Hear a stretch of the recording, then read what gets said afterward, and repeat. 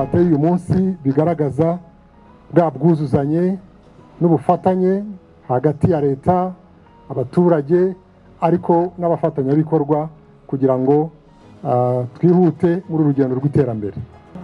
Umwana wacu, umwana w'umunyarwanda agomba kwiga akabona ubumenyi, niba ari uwiga imyuga akayiga, hanyuma kugira ngo narangiza abone uko yiteza imbere, ahanga imirimo, abone imirimo, maze yiteze imbere, ateze imbere umuryango, ateze imbere igihugu.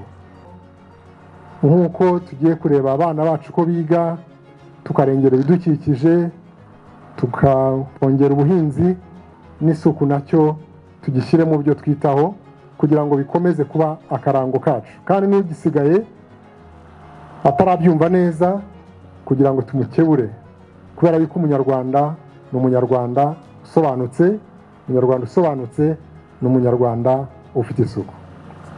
Ibyo rero ni ugufatanya n'abaturage kugira ngo uruhare rwanyu nk'uru nguru mu muganda muruzane. Nabonye yuko hari n'abaturage bakoze umuganda batunganya umuhanda kugira ngo urusheho kuba nyabagendwa, kugira ngo ibyo bikorwa uko leta igenda ibyubaka natwe nk'abaturage tubisigasire, tubirinde bye kwangirika, kugira ngo tubone uko tugera no ku bindi byinshi, maze twihute mu iterambere. Dusigasire umutekano wacu, dusigasire ibikorwa remezo, maze turusheho kubona uko tubyongera. Nagira ngo mu gusoza